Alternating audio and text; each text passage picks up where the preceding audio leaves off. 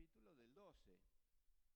Y fíjense cómo termina curiosamente el 12, 1 Corintios 12, 31, dice, procurad los mejores dones, mas yo os muestro un camino aún más excelente. Y finaliza el 13 con el versículo 13, por eso les decía un montón de 13 hoy. Dice, y ahora permanecen la fe, la esperanza y el amor. Y ese es el camino que el Dios dejó para que pudiéramos entendernos con Él. La fe, la esperanza en Él y el amor. Es muy interesante porque desde el comienzo de los tiempos, desde el comienzo de la humanidad, el mismo que hizo desastre en los cielos quiso hacerlo en la tierra y casi lo logra. Inventó una palabrita como para que la gente cambie la esperanza por esa palabrita que es más corta y que la tiene casi todo el mundo, la ilusión. Pero saben que esa palabra no existe ni una sola vez en la Biblia, ni una sola vez. ¿Saben por qué? Porque es la palabra de la magia, es la palabra de los mentirosos. Ilusión es un espejismo.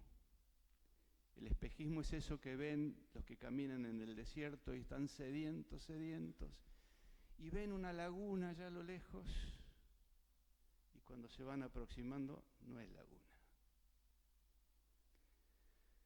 La primera que tuvo esa ilusión fue Eva, que lo compartió con Adán. El diablo les pintó la desobediencia como algo formidable. Le dijo, ¿con qué Dios les dijo que no coman de ese árbol? Lo que pasa es que Él no quiere que sean tan inteligentes como Él, que conozcan todas las cosas. Y en esa ilusión de ser igual a Dios, el error de la humanidad ha seguido por varios derroteros. Ahora vamos a mirar un par de ellos. El primero que cayó fue Eva, lo hizo caer Adán. Y la primera consecuencia inmediata fue que quedaron desnudos. No solo de cuerpo, quedaron desnudos de la presencia de Dios. Quedaron sin la comunión con Dios porque para comunicarnos con Dios debemos tener obediencia. Primero, creer que Él existe. Segundo, tenerlo como nuestro confidente de todos los días. El confidente al que le contamos nuestras cuitas, nuestros problemas. Y le pedimos que Él participe de esos problemas con su gran poder, con su gran misericordia para solucionarlos. El tema de la ilusión, otro tema, es que siempre tiene que ver con lo temporal. Siempre tiene que ver con lo que llega hasta el cajón, ¿no? Cuando llega el cajón se acabaron todas las ilusiones. Nos ilusionamos con varias cosas, pero a mí me gustaría que leamos en la Biblia algunas ilusiones. En Lucas capítulo 12, verso 17 al 21, tenemos la historia de un hombre que se ilusionó, pero mucho, porque le iba muy bien. Lucas 12, del 17 al 21, dice así.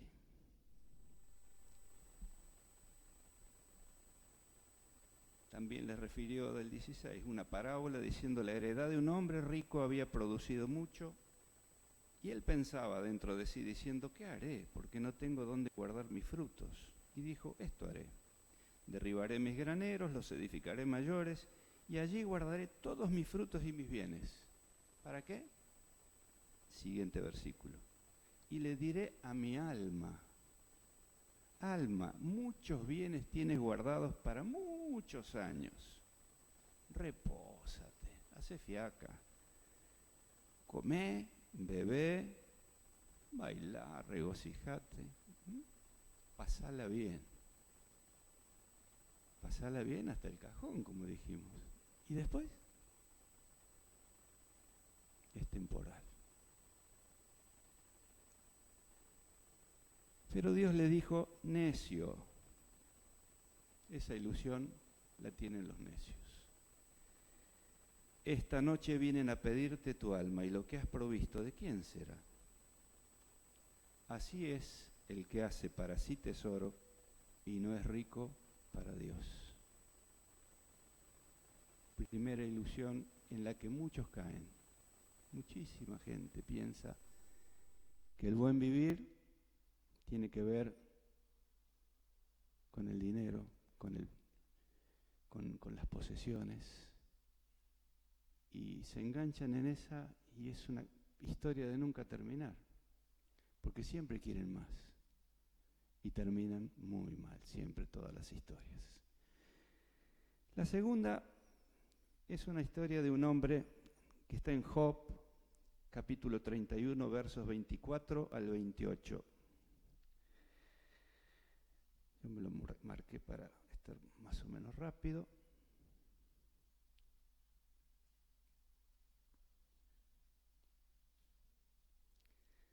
Job,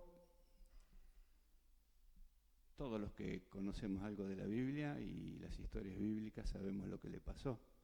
Un hombre riquísimo, poderoso, Dios permitió que se le pusiera una prueba por la cual perdió todo. Y él no entendía el porqué. No entendía el porqué porque él había sido fiel a Dios. Y eso muchas veces nos tiene que hacer pensar a nosotros también que si nos va mal no es porque Dios nos olvidó, sino porque Dios está esperando una prueba, permitiendo una prueba, para que esa prueba nos haga lo que hace el fuego con el oro, le saca todas las impurezas y lo perfecciona. Si vemos cómo terminó la vida de Job, lleno otra vez de todo lo que él tenía y mucho más, salió un hombre purificado. Pero fíjense lo que sentía respecto, él pensaba que había estado en falta porque a él le gustaba ser rico. Y él, fíjense, del verso 24 al 28 parece un poema especialmente hecho en contra de la ilusión del oro. Fíjense. Dice, si puse en el oro mi esperanza y dije al oro, mi confianza eres tú, si me alegré de que mis riquezas se multiplicasen y de que mi mano hallase mucho, si he mirado al sol cuando resplandecía o a la luna cuando iba hermosa, y mi corazón se engañó en secreto, y mi boca besó mi mano, como diciendo, ¿no? Esto también sería maldad juzgada. ¿Por qué? Porque habría negado al Dios soberano. Él no lo había hecho, pero Dios había permitido de que pudiera probar de que todo se puede perder en un instante. Y casi en un instante perdió todo. Pero si vemos el final de Job, que es una historia hermosísima de leer, vamos a ver cómo terminó. Abrazado a Dios para toda la eternidad. Y gozoso porque Dios le devolvió todo lo que tenía y mucho más. Pero vamos a llegar al último, antes de determinar, para ver lo temporal que es la ilusión humana. El otro engaño iluso que Satanás nos pone como la zanahoria delante de la nariz para que vayamos por ese camino, es el poder. Y se me ocurrió un hombre que 2 veces cometió un agravio a Dios. Primero pensando que Él era Dios y que lo adoraran. Vamos a buscar. Por allá en Daniel, capítulo 3, no este Daniel, sino el Daniel de la Biblia. Dice Daniel, el capítulo 3, versos 27 al 29, dice así: se habían juntado los sátrapas, los gobernadores, los capitanes y los consejeros del rey para mirar a los varones como el fuego. ¿Se acuerdan que el que no adoraba la estatua que él se había hecho para que lo adoraran como Dios, tenía que morir? Y tenían que estar en el horno. Bueno, no había ocurrido, todos sabemos la historia. Dios estuvo ahí y libró. O sea que la esperanza que vamos a ver después no es solo temporal, pero también actúa temporalmente. Dios, en el tiempo en que vivimos, actúa y nos libra de un montón de cosas. Y los había librado a estos siervos de Dios. Dice, como el fuego no había tenido poder alguno sobre sus cuerpos, y ni aun el cabello de sus cabezas se había quemado. Sus ropas estaban intactas y ni siquiera olor a fuego tenían. Entonces Nabucodonosor dice, bendito sea el Dios de ellos, de Sadrac, Mesac y Abednego. Sigamos hasta el 29, dice, por lo tanto, decreto. Fíjense el decreto, qué interesante que es el egocentrismo del poder. Decretó que todo el pueblo, nación o lengua que diese blasfemia contra el Dios de Sadrac, Mesac y Abednego sea descuartizado y su casa convertida en muladar. Y afirma, porque no hay Dios que pueda librar como ese. Y como recompensa, engrandeció a Sadrac, Mesac y Abednego. Él reconoció la grandeza de Dios porque la vio, pero se quedó con la sangre en el ojo mal. ¿Vio cuando un grande ve caer su ídolo? Enseguida construye otro. Poco más tarde, este hombre recibe un sueño y bueno, y resulta, leámoslo, más sintético es leerlo. Daniel capítulo 4, versos 31.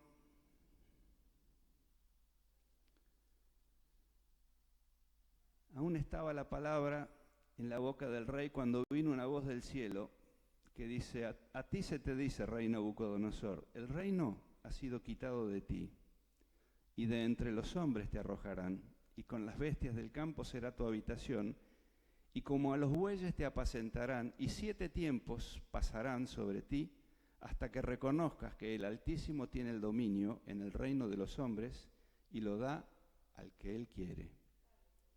En la misma hora se cumplió la palabra sobre Nabucodonosor y fue echado entre los hombres y comía hierba como los bueyes y su cuerpo se mojaba con el rocío del cielo hasta que su pelo creció como plumas de águila y sus uñas como las de las aves. Hasta ahí por el momento. ¿Se acuerdan que este hombre decretó que todo pueblo, nación y lengua reconociera a Dios? ¿Pero estaba incluido él? Él se reservó, dijo que todo el mundo lo adore, qué sé yo, pero yo tengo otro plan. Y fíjense cómo se le frustró ese plan, que en el medio de su idolatría por sí mismo, Dios lo manda al campo como un animal. Porque, ¿saben una cosa? Somos animales, que tenemos espíritu. Pero somos animales, no andamos en 4 patas. Hay un montón de animales que andan, los teros, todas las aves andan en 2 patas también. Y son animales. Nosotros tenemos una parte animal. Y ahí lo mandó a pastar por el campo. Hasta que reconoció, el versículo siguiente, mas al fin del tiempo, yo Nabucodonosor alcé mis ojos al cielo y mi razón me fue de vuelta, y bendije al Altísimo, y alabé y glorifiqué al que vive para siempre, cuyo dominio es sempiterno, y su reino por todas las edades. Bueno, cuenta más cosas, vamos al 37 para no tomar todo el tiempo. Dice, ahora yo, Nabucodonosor, fíjense cómo cambió. Dios lo tuvo que golpear de una manera como a veces nos golpea cuando somos medios cabeza dura. Y fíjense, ahora yo, Nabucodonosor, alabo, engrandezco y glorifico al Rey del cielo. ¿Quién? ¿Todas las naciones con el decreto? No. Él, yo, Nabucodonosor, alabo, engrandezco y glorifico al Rey del cielo, porque todas sus obras son verdaderas y sus caminos justos. Y me encanta cómo termina. Y Él puede humillar a los que andan con soberbia. ¿A cuántos soberbios hemos visto caer de su pedestal? ¿Cuántas ilusiones vanas de la humanidad? ¿Cuántas ilusiones de dinero, de poder, quedaron tiradas por el suelo? Porque la ilusión es la palabrita más cortita que la esperanza que creó Satanás para engañarnos, que creó Satanás para hacernos espejismos en la vida.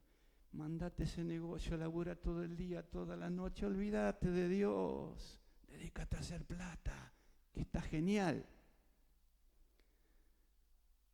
Si te llegas al poder, trata de hacerte adorar por todo el mundo, hacerte construir una estatua y vas a ver cómo los tenés a todos abajo tuyo pidiendo misericordia. No.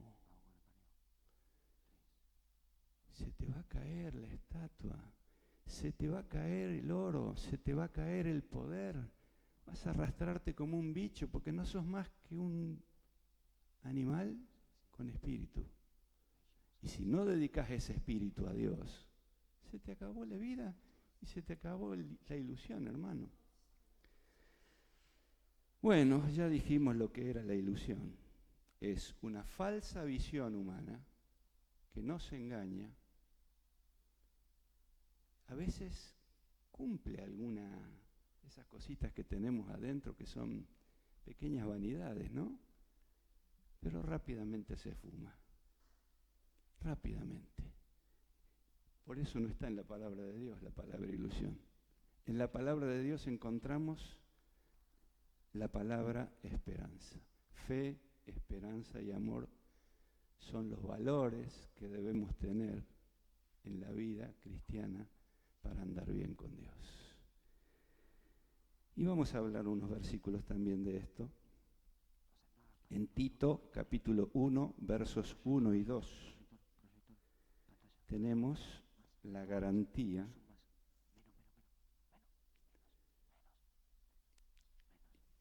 del porqué.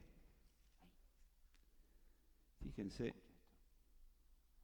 dice Pablo, siervo de Dios y apóstol de Jesucristo, conforme a la fe de los escogidos en Dios y el conocimiento de la verdad que es según la piedad, en la esperanza de la vida eterna. Esperanza de la vida eterna. Después vamos a hablar de la esperanza de la vida eterna. La cual Dios, esta parte me encanta, la cual Dios, que no miente, prometió desde antes del principio de los siglos. O sea que la esperanza sí la puso Dios para que nosotros pudiéramos vivir. ¿Cuántas penurias pasamos todos los días? Pero si tenemos clara la esperanza por la cual fuimos salvos, podemos esperar para este tiempo la salvación del Señor, acá, de nuestros problemas, de nuestras dificultades. Pero aparte, la esperanza eterna, porque la eternidad no tiene principio ni fin. Empezó allá en la eternidad y va a terminar en la eternidad. Va a ser una esperanza prometida por alguien que no miente, porque no es un ilusionista como Satanás. Es el Dios verdadero que nunca mintió. Y el apóstol Pablo le da otra característica a la esperanza. Él dice en Romanos 8, 24 y 25, Romanos 8, 24 y 25, dice, ¿cómo es la esperanza? ¿Qué es la esperanza? La esperanza viene de la palabra esperar, ¿sí? Pero fíjense lo que dice Pablo ahí, dice, porque en esperanza fuimos salvos. Pero la esperanza que se ve no es esperanza. Porque lo que alguno ve, ¿a qué esperarlo? Pero si esperamos lo que no vemos, con paciencia lo aguardamos. O sea, claramente, la esperanza es la solución del problema que no veo cómo solucionar yo, pero Dios lo puede dar para este tiempo. Y la vida eterna que yo desconozco cómo va a ser, pero que Jesús dijo que se iba a preparar lugar para todos aquellos que lo amáramos a Él. Y que íbamos a morir como Él, íbamos a resucitar como Él, e íbamos a estar con Él eternamente. Así que, si Él no miente, como dijimos antes, y si es una promesa de alguien que no miente y que la cumplió en sí mismo, ¿cómo no esperar? ¿Cómo no esperar confiados? ¿Te da tranquilidad esta confianza? ¿Sí? Bueno, sigamos adelante entonces. Ahí también en Romanos, pero el capítulo 4, un poquito antes. 3, 2, 1.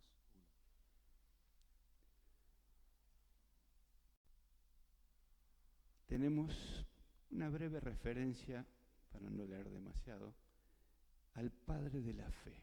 Y fíjense lo que dicen. Es un versículo que yo por muchos años no entendí hasta que lo leí bien. Dice, te he puesto como padre, del 17 al 21, vamos a leer. Dice, te he puesto por padre de muchas gentes, delante de Dios, a quien creyó, el cual da vida a los muertos. Vida a los muertos. Y llama a las cosas que no son como si fuesen. Es el Dios de los milagros. Es el Dios en que podemos esperar cualquier cosa. Y él tenía tan clara esa fe y esa esperanza, tan clara, que creyó. Fíjense cómo sigue el verso 18. Él creyó en esperanza contra esperanza. ¿Qué significa eso? Yo me detenía ahí y digo, ¿qué es esperanza contra esperanza? Pero si leemos y analizamos un poquitito el versículo, dice, para llegar a ser padre de muchas gentes conforme a lo que se le había dicho, así será tu descendencia. Y el 19, el verso siguiente, nos da la clave. Y no se debilitó en la fe al considerar su cuerpo, que estaba ya como muerto, aclara el apóstol, siendo de casi 100 años. Eso no lo tuvo en cuenta. Ni siquiera lo siguiente, la esterilidad de la matriz de Sara. Dios le había dicho que a una mujer de 90 y pico de años que tenía la matriz seca de hacía un montón, le iba a dar un hijo. Y que él, que tenía 100 años, iba a ser padre de ese hijo. Eso es una desesperanza, ¿sí? ¿Cómo voy a ser padre en esta situación? Un desastre. ¿Qué me estás prometiendo, Dios? Ni que fueras Dios. Pero él sabía, como nos dijo más adelante, que da vida a los muertos y llama a las cosas que no son como si fuesen. Esa esperanza gloriosa es la que nos hace revivir cada día de nuestras cenizas, de nuestros problemas, de nuestras dificultades. Y nos da la esperanza gloriosa y eterna de que un día estaremos allá. Y se acabarán todas las penurias. Bien. Esperanza contra esperanza. A pesar de las circunstancias, nosotros también podemos confiar en Dios. ¿Cómo están tus circunstancias? ¿Como las mías o peor o mejor? La esperanza también sirve para el tiempo presente. Es muy distinta a la ilusión. La ilusión es vana, pasajera.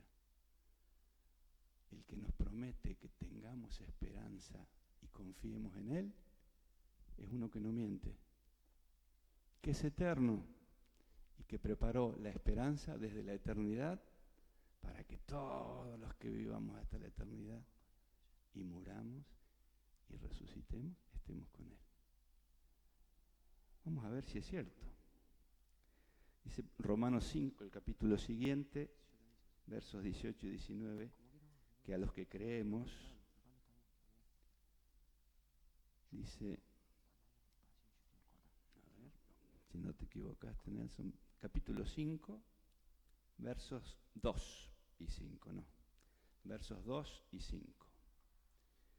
Dice, leer el 1 también, justificados pues por la fe tenemos paz para con Dios por medio de nuestro Señor Jesucristo, y el 2 dice, por quien también tenemos entrada por la fe a esta gracia en la cual estamos firmes y nos gloriamos, ¿en qué? ¿En qué nos gloriamos? ¿En qué damos gloria a Dios? Si no sabemos nada, si nos vamos a morir todos. La esperanza de la gloria de Dios. Esa esperanza que no se ve, no se puede palpar, pero es algo que está en nuestro corazón, que lo ha puesto Dios desde la eternidad, para que todas las generaciones de los seres humanos podamos vivir confiando. ¿Podemos confiar en alguien hoy? Yo no confío ni en mí mismo muchas veces, pero en Dios sí puedo confiar. ¿Por qué? Porque la esperanza se basa en hechos anteriores. Y la esperanza está desde la fundación del mundo. Desde que Dios decidió que existiera la esperanza, y Dios es eterno. Bien, y en el verso 5 dice algo que atañe a nosotros. A veces nos dicen que somos idiotas o ilusos, pero la ilusión no es de Dios. La ilusión la tienen los que no creen en Dios, porque le creen al diablo de que ciertas cosas se van a realizar en forma mágica. No. Fíjense, verso 5 dice que la esperanza no avergüenza, porque el amor de Dios ha sido derramado en nuestros corazones. ¿Por quién? ¿Y quién es el Espíritu Santo? Es Dios mismo. Ese Dios eterno que nos dijo que tengamos esperanza, nos da el Espíritu Santo para este tiempo de transición entre el nacimiento y la muerte. Lo más seguro cuando nace una criatura es que algún día va a morir, salvo que el Señor venga antes. Ya vamos a hablar de eso. Pero la esperanza en esa vida descansa sobre alguien que nos da la garantía de que es así. El Espíritu Santo dice que fue dado por el Señor cuando Él se fue para que nos enseñe todas las cosas. Y esta es una de las enseñanzas que Él nos da. Vámonos a 2 Pedro, capítulo 3, verso 12. Ya vamos terminando. Vamos a terminar temprano hoy, que podemos salir tempranito a lo que no está el pastor. ¿Quién nos va a decir nada? 2 Pedro, capítulo 3, versos 12 primero, después 8 y 9. Vamos a hacer una cosa rara ahí. 2 Pedro, capítulo 3, leamos el 12. Dice, esperando y apresurándonos para la venida del día de Dios. Leamos hasta ahí nomás, porque no vamos a complicar si seguimos. Dios tiene días para nuestra esperanza. Dice que esperemos y nos apresuremos. ¿Qué querrá decir apresurarnos? Hagamos lo que tenemos que hacer espiritualmente, porque el Señor no retarda sus promesas. Él cumple. Cumple como nadie cumple. Dice, ¿por qué? Él a veces nos permite esa duda. Verso 8 y 9 dice, mas hermanos, no ignoréis esto, que para con el Señor un día es como 1000 años y 1000 años como un día.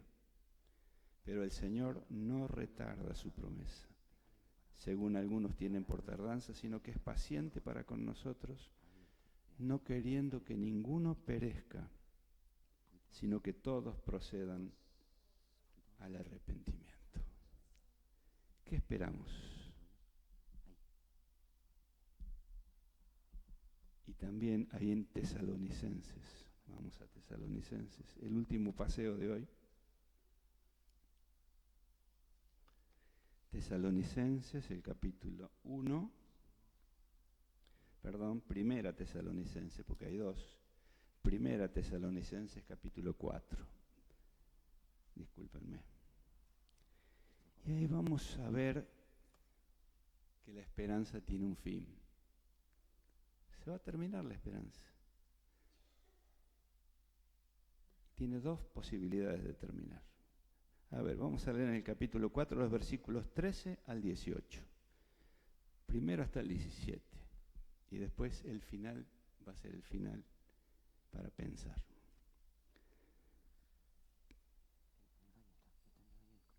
Primera Tesalonicenses 4, del 13 al 18, dice: tampoco queremos, hermanos, que ignoréis acerca de los que duermen, de los que han fallecido, para que no os entristezcáis como los otros que no tienen esperanza.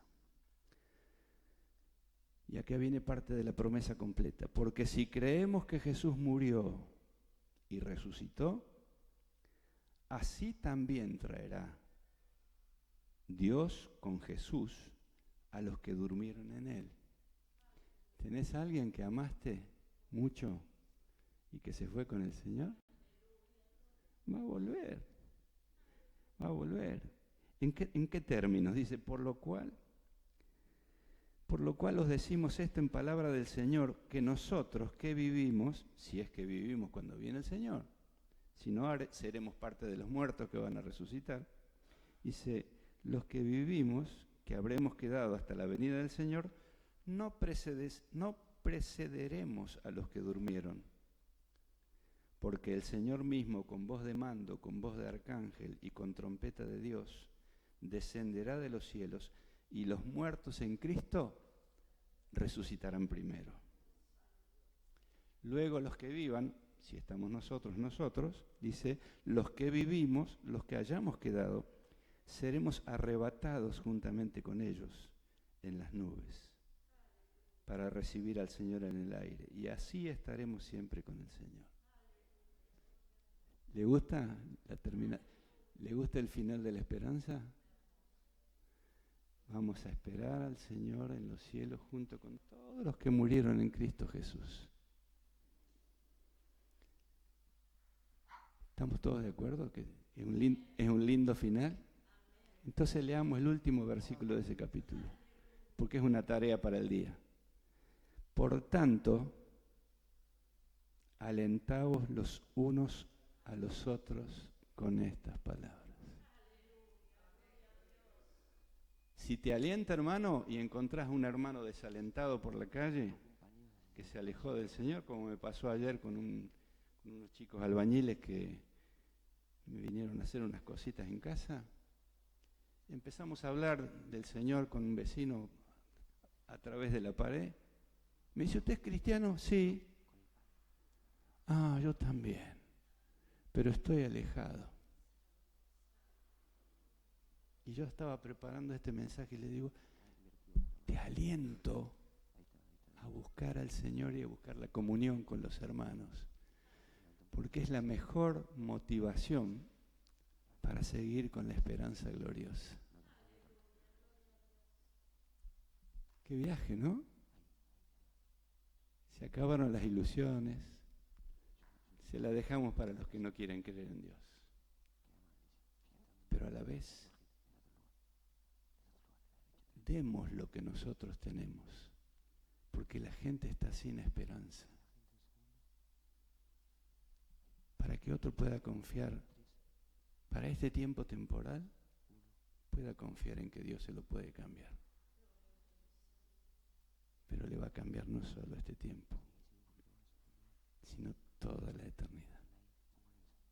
Va a ser para siempre.